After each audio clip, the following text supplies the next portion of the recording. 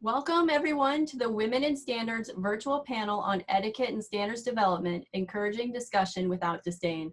The Women in Standards is a 501c3 nonprofit founded to provide a community for those supporting the development of standards. Through our work, we promote inclusion in standards, participation by all peoples in the standards development process, and support the professional development of our members through the provision of education, content, presentations, and networking events. Woo!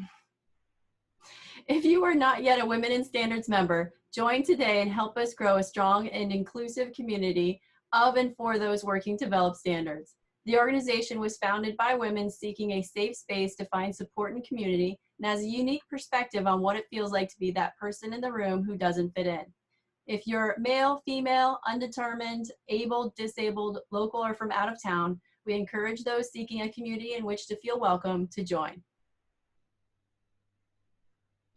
Today, Women in Standards is joined by three amazing women, each a leader in standards development, who will be sharing with us their perspectives, experiences, and lessons learned, encouraging positive and collaborative behavior during standards development. Welcome Jody Arajo, Allison Fick, and Vicki Warden.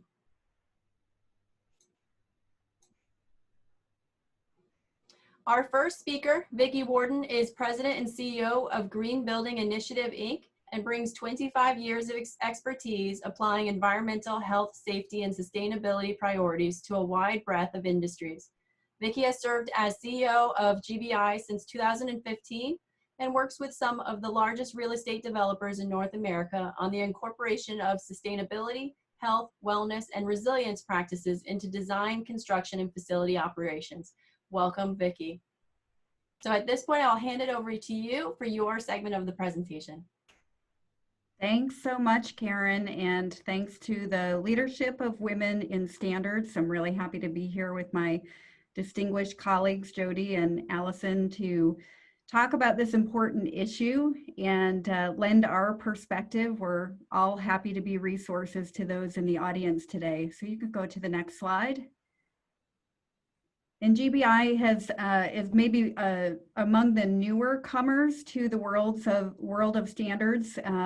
I have been working in standards for quite some time, and in 2005 helped GBI along with their very first standard. It did take us 4+ years to get our first standard done, and we recently revised it in 2019, and that alone, the revision took 3 to 4 years.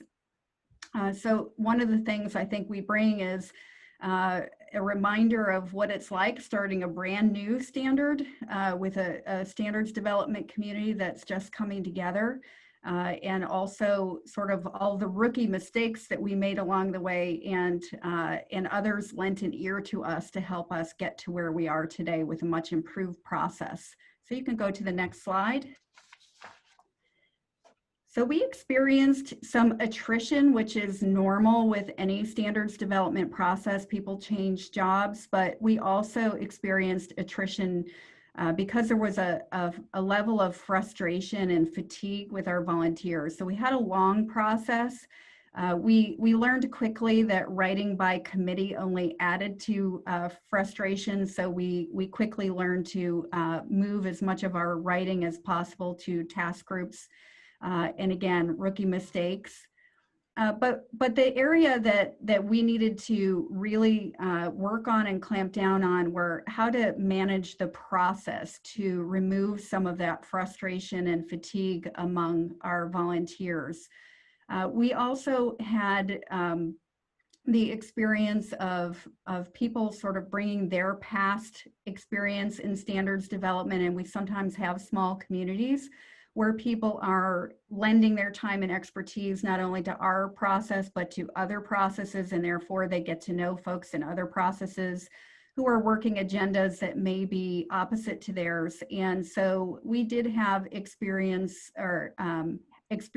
where people were bringing their past negative interactions into our process, letting personality conflicts into our process, and that resulted in some high levels of emotion sometimes, And again, some frustration and fatigue by the other volunteers who were sort of seeing that conflict play out.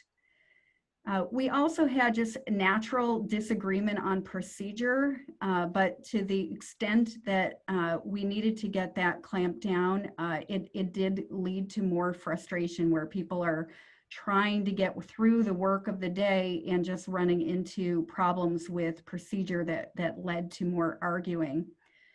And then we did unfortunately have some situations where a participant might come to us and say they felt that they were being intimidated by another participant's behavior through either discussion that happened after votes, or even in a case or two, emails that were sent after the fact.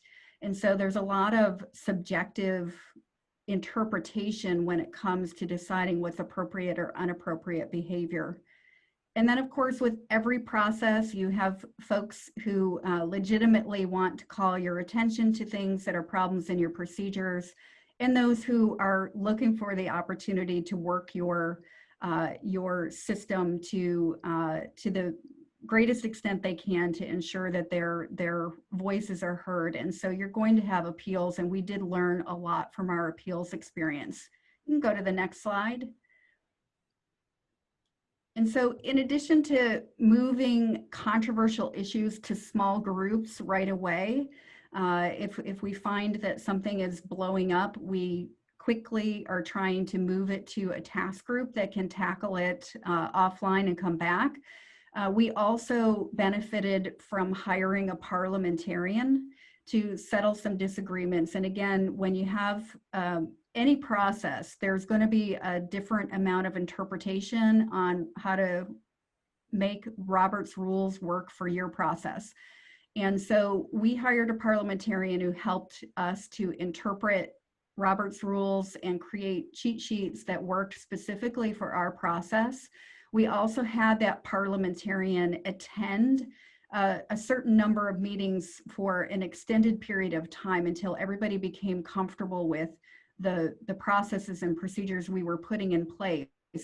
That alone deflected a lot of the angst that we had in our process away from the chair and the staff who were having to interpret and remind everybody of the proper way to make motions and amendments to those amendments. And that helped us a lot. And so I highly recommend bringing in someone objective from the outside to help keep your processes respectful and, again, devoid of emotion as you can make it. Next slide. And then importantly, we as a just 16-year-old organization, we had not yet created a code of conduct. So between the end of our first standards development and in the midst of our revision process, we created a code of conduct. We then concluded our revision process and enhanced our code of conduct to make it more specific and therefore useful to our chairs and our staff. And then we developed the next step of that, which was an enforcement guideline to, again, help protect our chairs and our volunteers who felt that they were on the line to enforce it, by giving them sort of a grounding in what was acceptable and unacceptable, and how they could enforce procedures to prevent continued unacceptable behavior during meetings. Our code of conduct and our enforcement guidelines also protect anyone who's accused, because again, it is subjective, by giving them due process in a potential hearing before our standards committee. And then importantly, instituting continuous training of your chairs and your staff and your participants is really important. And we remind everybody at every meeting about our code of conduct. They're all required to sign it, and they're all very aware of it throughout our process. Next slide. And then to help with creating more diversity of views, to diminish, I think, the personality conflicts that come when you're having repeat participants in a number of different processes, we really worked hard on recruitment. And so casting a broader net within our own community, talking to others, asking for referrals, being very specific about what we were looking for, what areas of expertise, and just doing a lot of one-on-one to explain to potentially new participants what they were potentially committing themselves to, and then working with allies like the American National Standards Institute, who have staff who are there to help create balance on committees. That really was a contributing factor to us getting more diversity, more viewpoints, and I think just broader perspectives, and creating some new blood too within our community. And so I think I just have one more slide, Karen. And so to give you some tools, we've created some links to our consensus procedures, as well as our code of conduct and our enforcement policies.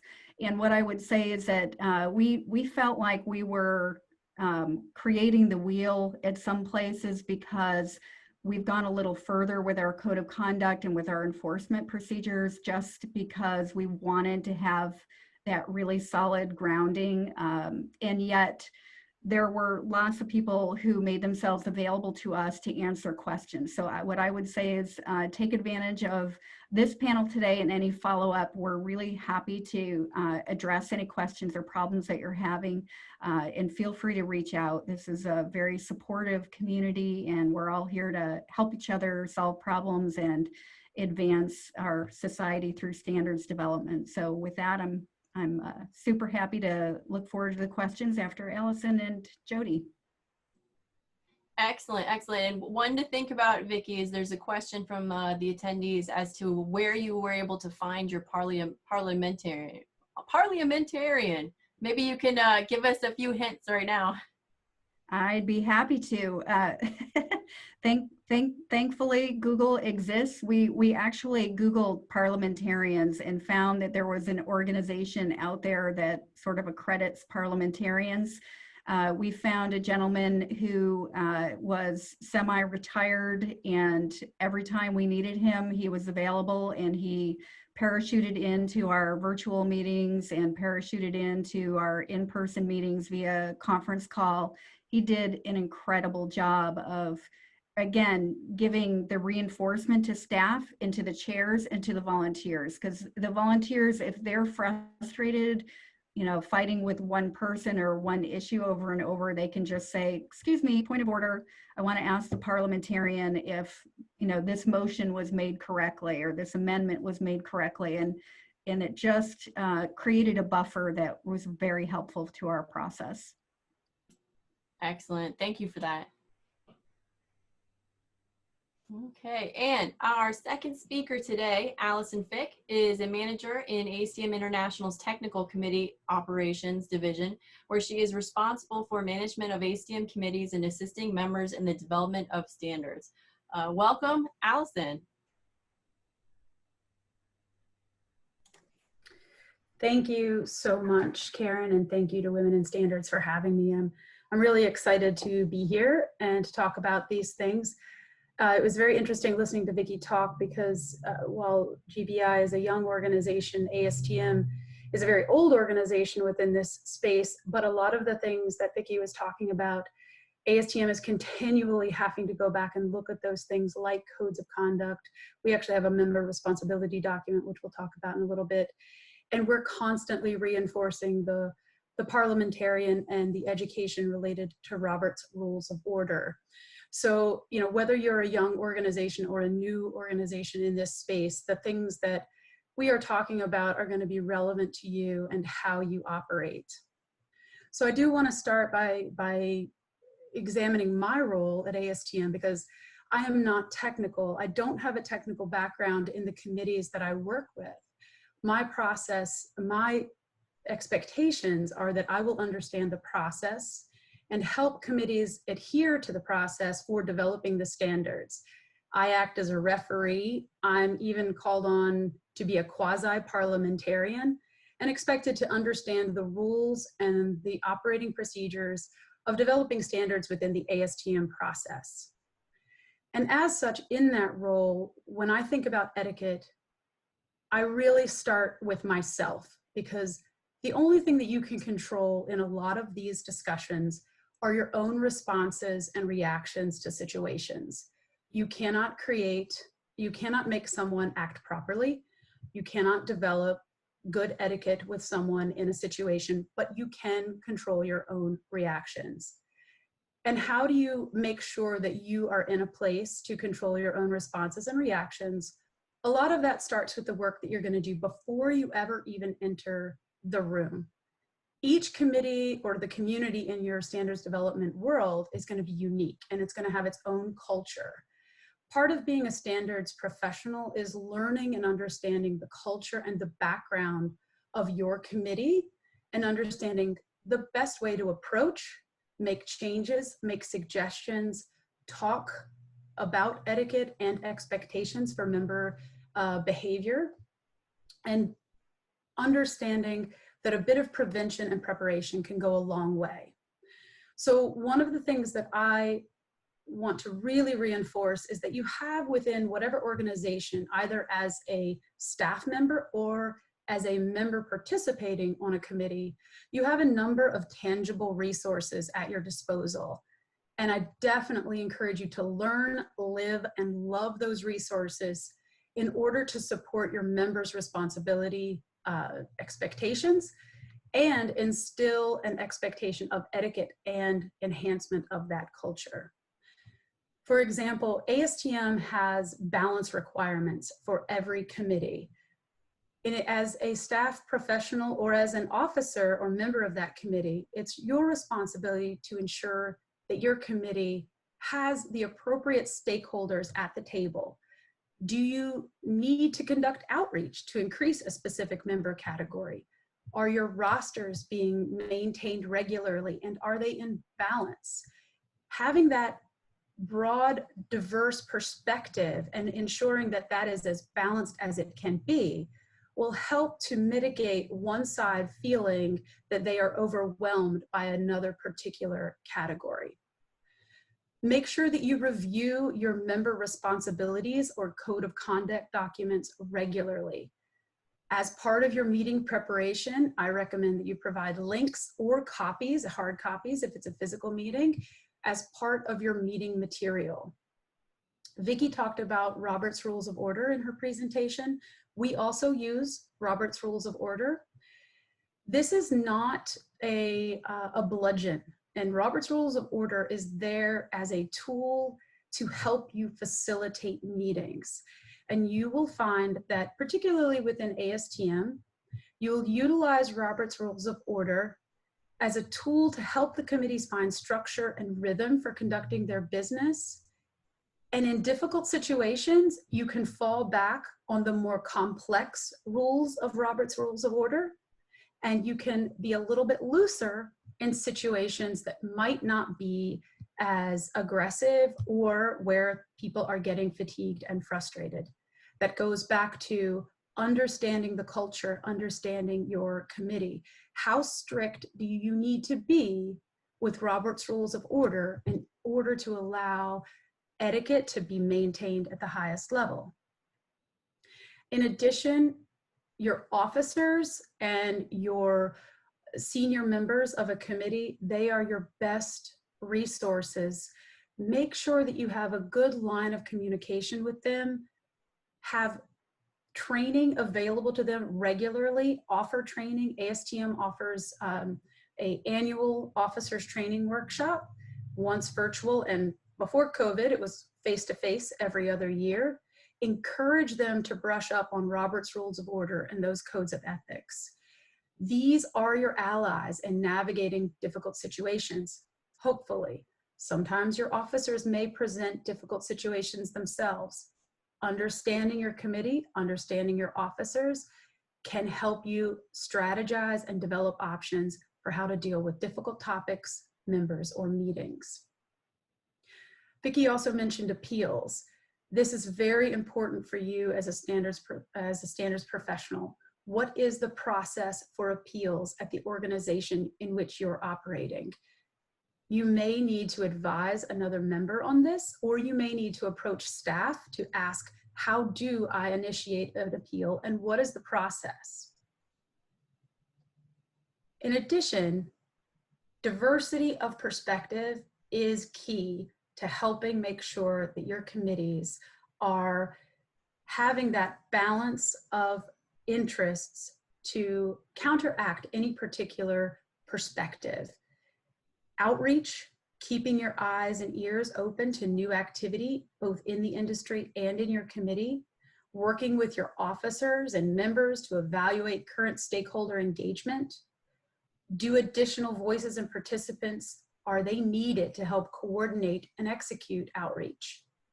Utilize your own company strategies to engage and outreach to new members.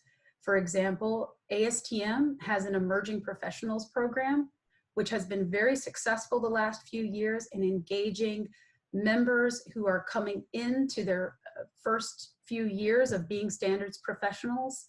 And it is a leadership program to help become a feeder system for eventual leaders of the committees. As a staff or as a member engaged in committee work, know what these programs are and know how to take advantage of them. The last tangible resource is always, again, starting with you. Be that welcoming committee. Start the etiquette and the expectations of having a welcoming and open environment by creating welcoming messages, having an onboarding strategy for new members, because feelings of inclusion and an ability to participate early in the process really do start with the first time a member engages. If you are interested or if you have the ability, conduct some member orientation. Even older members often take the member orientation at our committee weeks and indicate that every time they come, they learn something new. If you'll flip to the next slide, please. But then finally, there's always intangibles with committee work. And this is, as I've talked about earlier, understanding that culture of your committee. What are the expectations of you? Some committees expect very fully engaged staff. Others want to come to you when they need you. What do your officers expect of you? Work with them to diffuse difficult situations. Also, regularly take committee temperature checks. How are things going? What are problem areas or potential fires? Again, utilize your officers or senior staff people in the committees to assess those. As a non-technical person on the committees, I'm frequently asking my officers, hey, what about this topic? I'm hearing a lot about it in the industry press. Do we need to pay attention to this? Is it going to create situations that might be more complex in our committees? Probably the most difficult thing is knowing difficult personalities and complex, contentious topics. What are your strategies in these difficult situations? What resources do you have available to you? If you travel on your own or if you travel as part of a committee meeting, you may need to think about things outside of the staff of your organization. Make sure that you have confidence in setting up the difficult situations for success or successful completion. You are not the etiquette police, but you are the representative of your process and the ambassador for your organization. And it's up to you to set the tone of welcome and the expectations for proper etiquette. That's all I have. Oh, I did want to say, I did add some ASTM resources. These are hyperlinks. When you get these later on, you can click on these hyperlinks and explore some of ASTM's resources. Excellent. Thank you, Allison. Very much appreciated. And we will now move to our third panelist before we start the Q&A.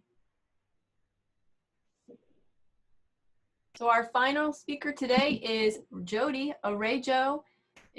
She is CEO for NADCA, the HVAC Inspection, Cleaning, and Restoration Association. As Chief Staff Executive, Arejo is responsible for the strategic and financial oversight of the association and the staff. She works closely with the board of directors to translate the strategic vision for the association into action and ensures that NADCA remains at the cutting edge and fully immersed in all things affecting their industry. Thanks, Karen.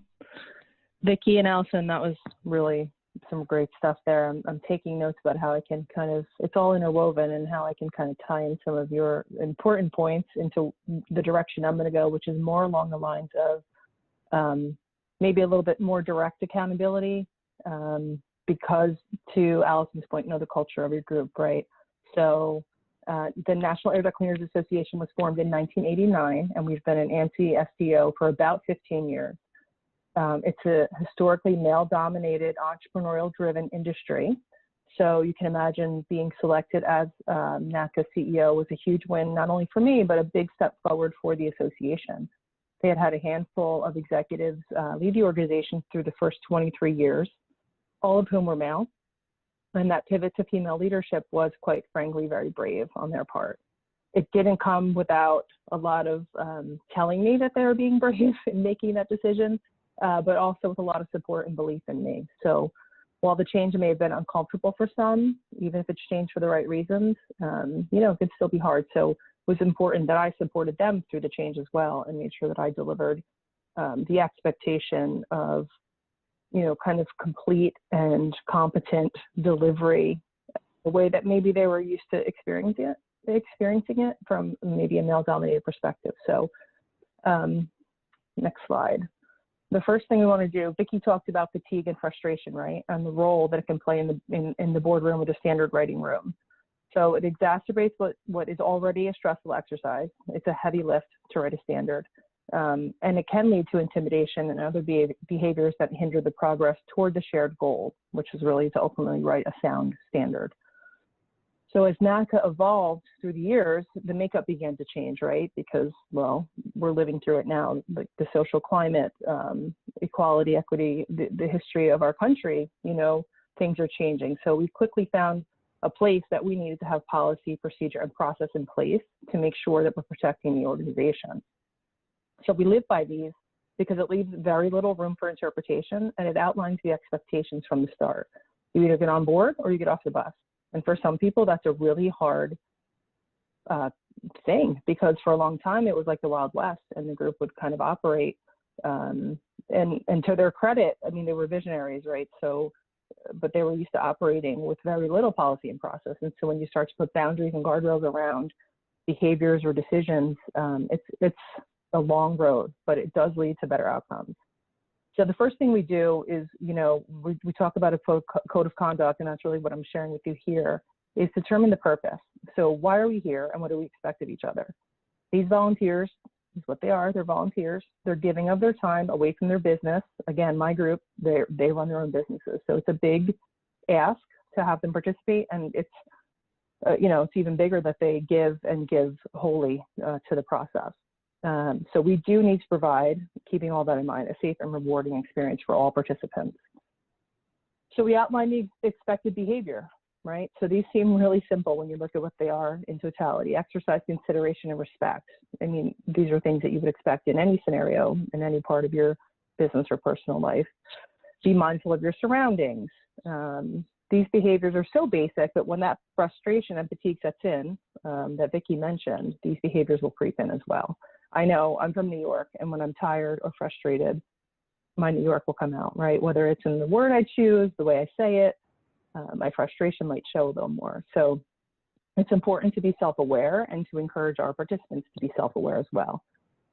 Peer accountability. So that's the core of all of this. If we don't hold our peers accountable and they don't hold each other accountable, it makes it really hard for staff to do their job. So, while we're here to take reports and to make sure that we're providing a safe environment, we also have to hold, as leaders, hold our peers to a certain level of expectation. Hearing from your peer that your behavior is inappropriate is a lot easier than hearing it from the chair of the committee or the chief staff person running that event. So it's important that you set the tone early and make sure that they understand that that's the expectation. Next slide. So unacceptable behavior. Here we get a little more specific, and you'll see, back to knowing your culture, knowing your participants, you have to write a code of conduct that resonates with them. And, in some situations, a lot of this that you see on the unacceptable behavior slide really came from actual examples born out of actual experiences. So it speaks to the culture of your organization or your volunteers. So you need to know that. Allison mentioned it. You need to be specific and in tune with who your group is and what shared experiences they're bringing to the table. You know, we touch on these issues beyond just like general disdain and encouraging discussion without disdain. We're requiring discussion without disdain, and we're requiring it by being so specific that, again, those guardrails are tight and you cannot veer off the side of the road when it comes to these things. So we're addressing sexual harassment, gender bias, things that we face in today's social climate. And those things, you know, the political climate, the social climate, wherever you fall in the spectrum of all of these things, you bring that to the room with you when you come in to participate in this group. And so we're focused on a shared exercise, but, you know, those predisposed behaviors, feelings, things that you're bringing that, you know, aren't written all over your face affect the way that you interact and contribute to this environment. So you want to make sure that, you know, you as the leader and the chair are really in tune to that and understanding the challenges, the puzzles, the things that make that person, you know, be a valuable contributor to the group and really draw on those. Okay, next slide. Consequences. So of course we can't have all of these wonderful, you know, you can't do this, you must do this type of code of conduct if there's no consequences. So you'll see NADCA has a straightforward zero tolerance approach, and we reserve the right to take any action. Not only will we potentially remove you from that, you know, standard writing process, we may remove you from the association, we may ban you from future events.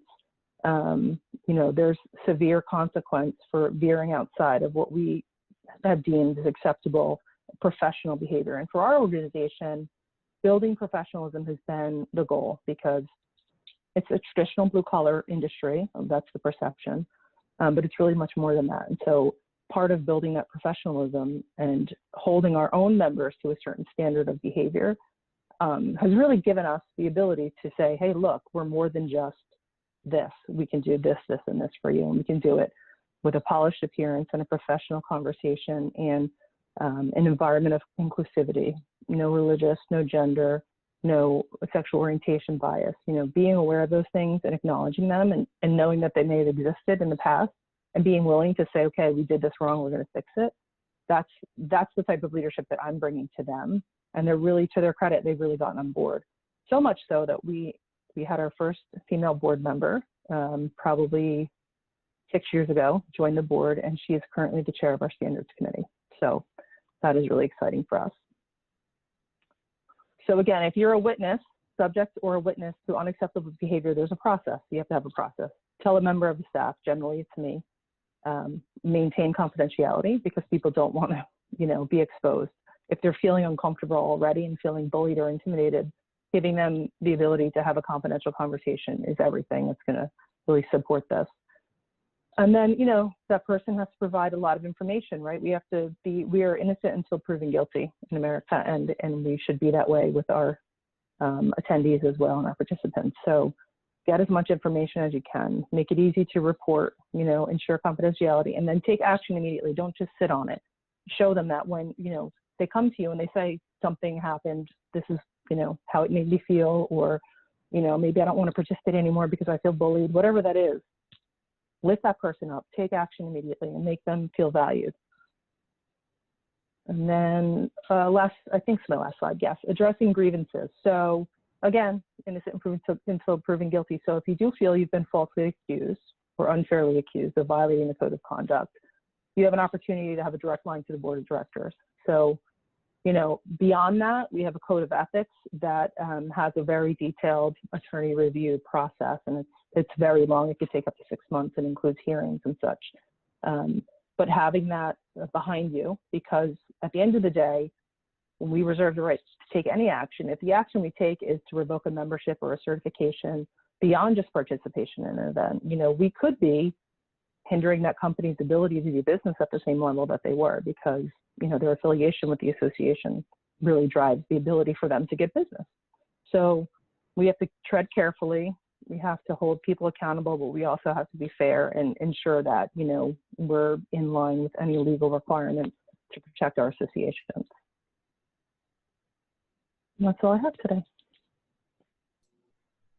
Well, a big thank you to all of our presenters today. Some very interesting points. I've made note of a few memorable quotes, I think, from each of you. And looking through the questions, maybe we can start with this first one for Allison. That we have an attendee who's curious about the onboarding strategies that ASTM uses. I think you mentioned emerging professionals, but are there other approaches that you've found successful? Yes. So this is actually an area where we're re-engaging a significant amount of focus on, because the process at ASTM is very complex sometimes, and there's a lot of different ways that you can engage. And we have heard, help us get engaged quickly and effectively. So we have, in addition to the Emerging Professionals program, I did mention the Officers Training Workshop. That's held twice a year. It's a very in-depth look at how officers do the work that they need to do, everything from chair to membership secretary. We also have for our members an online, on-demand training area of our website where you can sign up quarterly. We have about 7 programs that are done, everything from balloting to handling negative votes, to how you do roster maintenance, to how you get engaged as a technical contact of a specific standard.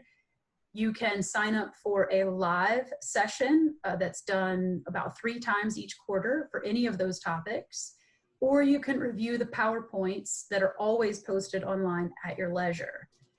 And so, as I said, there's a variety of topics there. But one of the things that we have been doing over the last year and a half in this refocusing and re-energizing this onboarding process is developing some ASTM 101 documentation, some very specific one-pagers or FAQ documents on very limited areas of engagement, like what is a work item number and what does it do? Right, so that's a question that a lot of people don't understand. Well, here's a one-pager, here's a link to a specific document that you can look at anytime you want that will tell you how to get a work item number and why you need it. Perfect. And just opening it up for our other panelists, any additional thoughts on onboarding?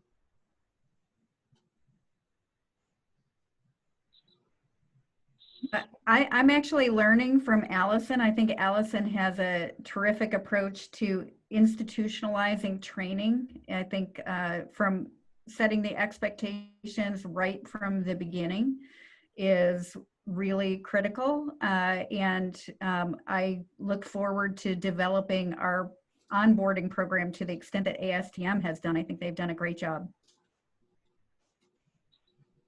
All right, so that's Agreed. kudos for Allison, and certainly I participate on the ASTM committees as well, so thank you for that. But always interested in other SDOs, not knocking the GBI and the NADCIC standards development. And another question for everyone, and I think this is really relevant right now. We're all working from home during the pandemic. We're doing a lot of things remote. Have you found any changes or effects in regards to implementing your code of practice or really developing those relationships within your committees now that we are doing all of our meetings remote? Have you seen changes, or have you had to change your approach? Yeah, I mean, it's just clearly harder, right? It's more difficult to connect this way than it is in person. We have time maybe over lunch to get to know someone, to kind of, build that relationship that you need, that creates the trust that gets you through the process. And it's really hard to do that via Zoom. It just requires more effort. You can do it, but you have to put the time in. Yeah, our process, I would say, is largely remote. 100% of the time, we have one in-person meeting a year typically during revision cycles. And so we're sort of business as usual with GoToWebinar and raising hands and small group meetings, and just trying to encourage people to get involved in task groups, in subcommittees that are smaller, where they can forge those relationships. I think it's pretty easy to get a sense of people's personalities once you're on a few calls with them. And but the opportunity to develop relationships to the point where you can inject humor into tense conversations and use some of those deflecting skills, that does take time.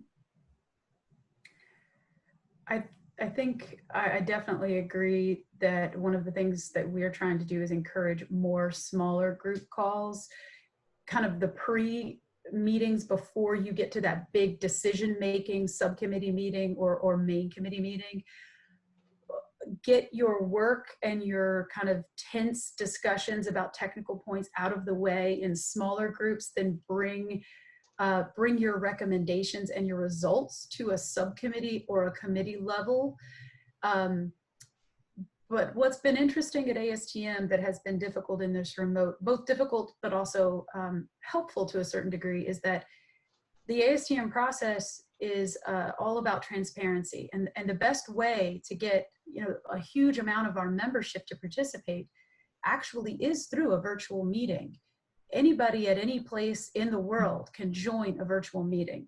In theory, I get it that time zones make it very difficult depending upon East Coast, West Coast, or if you're in Asia, for example. But in theory, a virtual meeting brings more people together. So we're having large crowds at some of my subcommittee meetings that I was operating. But what I want to figure out as a staff professional, how to draw out people who don't normally talk. So when I'm having my subcommittee meetings and there's a lot of people on the line, I'm still hearing the same voices. I'm still hearing the same thought leaders. And I can't necessarily, and the officers of that subcommittee are having a hard time still drawing out that person who maybe never attended before, but we're not drawing out their perspective. They're there, but they're not speaking. And that's what I'm finding hard to handle in the remote meetings. I think you can pre-assign a mentor, a leader. We've done that in the past. Listen, I know that Jane has a lot to offer. I know her technical background is this, but, she's new. It's intimidating. It's a lot of people. When do you interject? Maybe that mentor can, kind of solicit some feedback or support from them during the meeting. That is the structure of our emerging professionals program. That's absolutely the way that we kind of put that together, right. And it has been very effective. Great.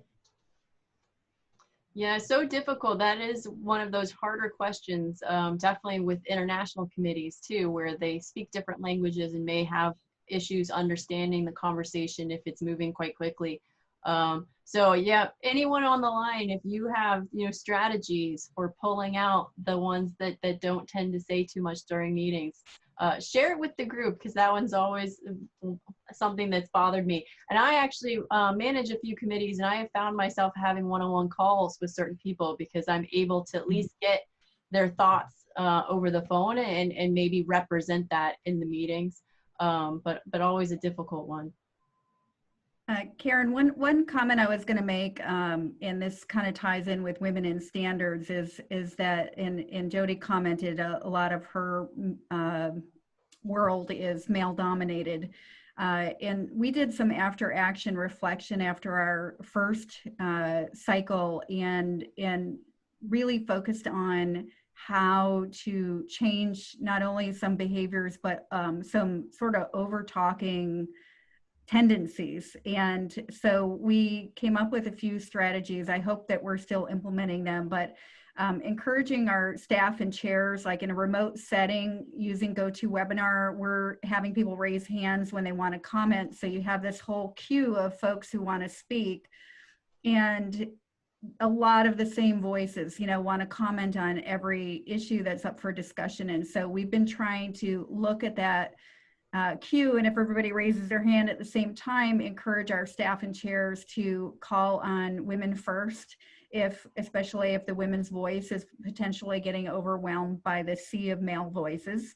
And the same strategy, I think, can work for those who don't speak very often. If you see their names popping up on the list, try to give them the opportunity to speak first and make sure their voices are heard and valued before the rest of the sea people that we hear from all the time, and people can kind of tune out because we know what they're going to say because they've said it on every other issue. I think it's really important to make sure that those voices that aren't getting as much attention get first in the roster on occasion. I think that can help. Absolutely, so interesting, and certainly in the area of the unconscious bias, pointing it out may bring a chair to say, oh, I always call this set of names first. Maybe I'm doing that unintentionally, and I should pick some of these others that do raise their hand, but maybe after someone says the same thing, they lower their hand again. So an interesting thought. And one of our attendees has commented that you could also try calling out specific attendees' names to see, hey, so-and-so, what are your thoughts on this topic? So that might be a strategy as well. And if I could pivot to a question about, because you mentioned encouraging women's voices on the committee. I know, while not exclusively experienced by women, I've heard certainly from some that women who have faced challenges in being seen and heard as equals, and I believe it continues to be a struggle, especially in committee meetings where you might be one or two amongst a crowd. And I think, Jody, you mentioned something similar as well. And for all of our panelists, perhaps I can kick off and ask you from your perspective, what you've encountered, working in the industry, and how you've reacted. What advice would you give on how to respond when you're faced with such, like your voice not being heard, or perhaps a toxic comment that's meant to kind of deflect or reduce your voice in the meeting? Yeah, I'd be happy to comment on that. So my very first standards meeting, I was the only female in the room. For me, that was a non-issue, and I didn't really expect it to be an issue because they had selected me to be their CEO, well, at that time, executive director. So I expected support. And, it's funny, we started kind of having consensus conversations and going around the room, and the chair was directing his questions around the room and quite literally skipped over me to the person next to me and went, and I just kind of looked around the room, and I thought that just happened. And so I let it happen the first time, and then it came around the second time, and he tried to skip me again. And I said, Bill, I'd like to interject. I have something to add. And he let me, to his credit. He clearly was uncomfortable. It was a learning process. It seems ridiculous, but it really was a learning process, 10 years ago. And every time he came around, I insisted upon, and he was gracious enough to allow me to speak. And probably by the third time that I contributed, he realized that I had something valuable to give and began calling on me. So it was a matter of staying calm and respectful, being purposeful in what I was saying, right? Knowing the audience, like women traditionally, maybe we like to talk about other things and more, and being very specific and focused and to the point. I felt with my group, again, knowing the culture, was more well received. So knowing what they want to hear from you and how much, and giving it and being consistently in front of them is the way to really achieve that. Yeah, Allison's I agree. laughing. No, I very much agree. And I haven't had an exact situation like what you had, but I have experienced being kind of the only woman in the room, and it kind of widening everybody's eyes, like, oh, what are you doing here? And it was, I'm the first female staff manager for Committee D2 on petroleum products, liquid fuels and lubricants. It's one of the oldest committees within ASTM, and it had, I think it's had 3 staff managers in the entire 89 years that it's been in existence. And one was a man for 25 years, and then the other man was there for 16 years. And then there's me all of a sudden. And it was a bit of a culture shock for the committee, I think. And we do have one of my members, I see young Lee is on the line, and I'm sure she's laughing, because I think, like you, I felt when I took over the committee, I had to be more. I had to have that Yeah. I had to have the information at my fingertips, and I had to be able to handle any situation thrown at me with complete calm and complete grace.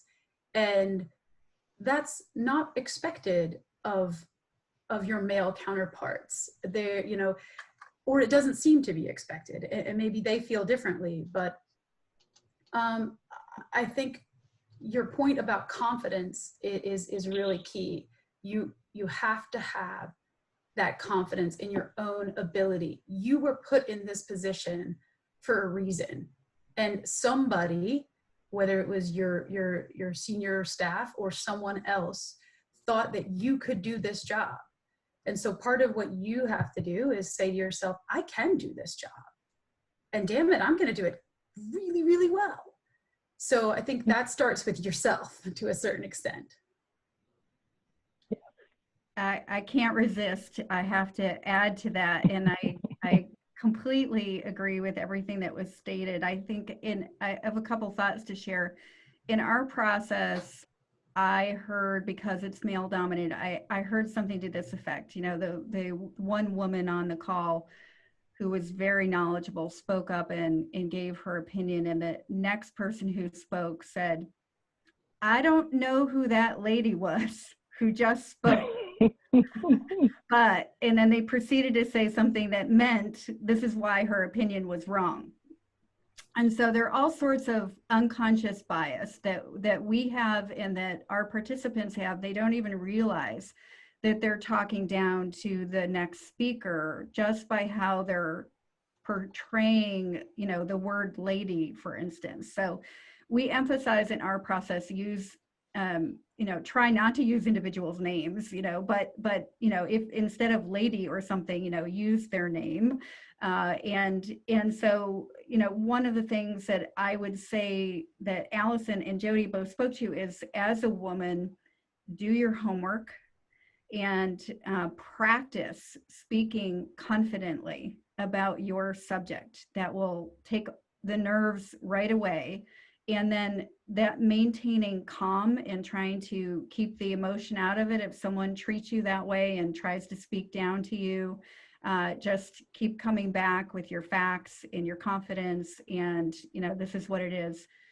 The other thing I would say is, never having worked in an industry that wasn't male dominated, I think the way that I've learned to be successful is recognizing two things: that you can, male or female, you can always appeal to people's ego and to their integrity in trying to have a rational conversation. And so when I say ego, I don't mean the male-female relationship and ego. I mean using their name, getting to know them.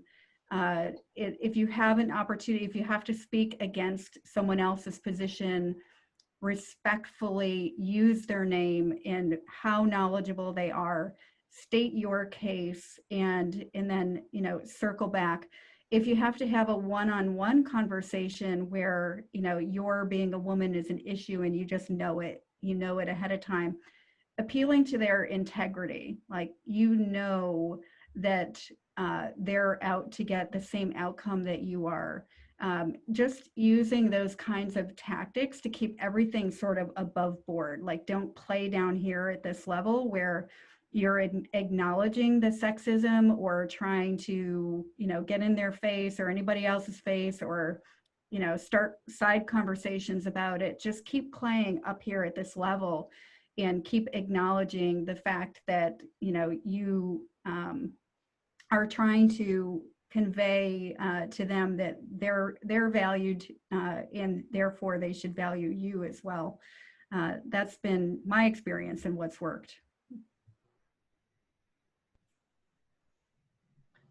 Perfect. Thank you for that. I think that gives everybody a few ideas. I definitely heard some repeating themes from everyone. Know the content and calmness at all times, which I don't know about you, but sometimes is a struggle for Karen. And maybe a final question for everyone to finish off the presentation in regards to you know, enforcing kind of a code of practice, or if you have just some Robert's rules or overarching etiquette that the members are meant to use as their guiding light. how do you manage who enforces? Do you have designated staff that are meant to be kind of the end point of knowing and applying the rules? Do you have a committee? How does each of your organization kind of approach that enforcement mechanism? Well, I feel like I'm on the left, so I'll go first and then walk our way over. So, as I mentioned in my presentation, that person is really me. And I also empower the chair and everyone participating in that particular committee or group to be accountable, right? So it comes back to peer-to-peer accountability. And then that process, should there be an incident, rolls up to me, which then will roll up to the board of directors and beyond, perhaps to our ethics violation process. So we have not done the parliamentarian route. I basically serve in that role, and kudos to Vicki for having someone that's available to swoop in and take that on.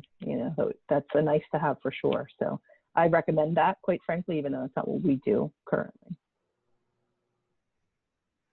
Allison, do you want to go next?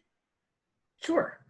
So ASTM has quite a process well ingrained in their committees for how to handle different issues of concern or violations with code of conducts. But it like Jody, it does start with me, with my committees. There are about 25 staff managers that handle the 150 committees of ASTM, and each of those committees would go to their individual staff manager as the first point of contact with any concerns. We do work very closely with the officers of our specific committees and then their executive subcommittees, which is the representatives from each subcommittee, a chair from each subcommittee. So violations would first be handled within that committee, but I would say that it would depend on the type of violation and how grievous that violation is. If it is a serious violation and that came to me, let's say, thank goodness I have not had to deal with like a sexual assault violation or something like that, that would go, immediately to the appropriate external resources that would be then notifying ASTM on how they would handle it. So when we're talking about like maybe some offensive jokes or offensive languages or how to handle that, we would try to work with that within committee and have discussions between officers. But we do have appeal processes for different violations. If they are of a technical nature, we do have appeals for those. And we have ways to handle different personal interactions that might be a violation. But again, if you are part of a committee or if you are part of a development process, get to know that staff person, get to know the Jody or the Vicki or the Allison that is responsible for your committee, and make them your ally so that you are comfortable talking to them about different situations that you might be addressing, and also so that they are aware of issues that might be popping up within the committee so that they can handle it before we need to get to an appeal process. Vicki? Yeah, Allison, that is key, training everyone and retraining. And I know that you can't win unless you're constantly reinforcing. But we have in our new enforcement policy, we have a 3 strikes policy. And so since everything is virtual primarily, most of the objections are, for instance, interruptions. And so there are sort of levels. You can do a verbal correction, and that's considered one code of conduct violation is, interrupting, you're verbally corrected, hey, so-and-so, don't forget, that's a code of conduct violation, but it still is noted as one violation. And that way you can keep track of repeat offenders and not just keep letting it go. And then denouncing individuals or anything to do with, agendas that are personal or that could create libel situations or anything like that, the violations kind of go up from there. And intimidation, is the most egregious. And so we have a 3 strikes policy. So if it's minor, You know, you'd get a verbal reminder. You might get 2 verbal reminders. Hey, don't forget, you just interrupted again. If there's a third, they get something in writing, and they're on 90 days probation. And then for egregious, it goes right to, you know, the enforcement, and they get a hearing basically. But we could, you know, do something like mute someone during a call if they can't stop interrupting. We could mute them for the entire process, and they can only participate in writing, or we could remove them. And so I encourage you to take a look at our enforcement policies. They're set up sort of like progressive disciplinary processes for employees. And they've been useful in helping us figure out how to deal with past violators, where again, it's very subjective, nothing like sexual harassment, but other forms of intimidation that are being carried out by women, you know, as well as men. And so they just need to be thorough. You need to be confident, and you need to train everybody, and again, retrain.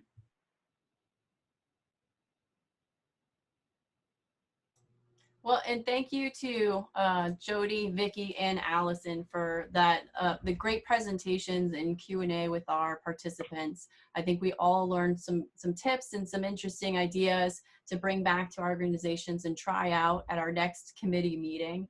Thank you to our attendees who came today.